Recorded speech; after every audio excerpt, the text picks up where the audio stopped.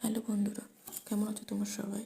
আমি খুব ভালো আছি, আশা করি তোমরা ভালো আছো। আজকে বানাবো মালপোয়া পিঠে। প্রথমে 2 কাপ ময়দা, 1 কাপ সুজি, 1 কাপ চিনি দিয়ে অল্প একটু মৌরি, নুন দিয়ে ভালো করে জল দিয়ে মিশ্রণটাকে ফাটাতে হবে।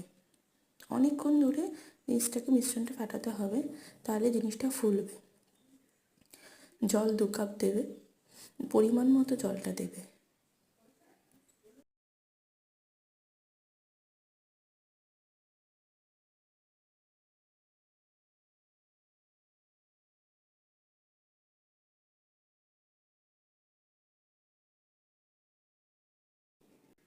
তেলে অল্প অল্প করে 1 হাতা করে করে প্রথমে ব্যাটার দেবে, দেখবে আস্তে আস্তে ফুলে উঠবে। দিয়ে এপিট ওপিট করিয়ে লাল করে ভাজা হয়ে গেলে তারপরে নামিয়ে নেবে। তৈরি হয়ে যাবে মালপোয়া পিঠে। নেক্সটটা সেকেন্ড পার্টে আসছে।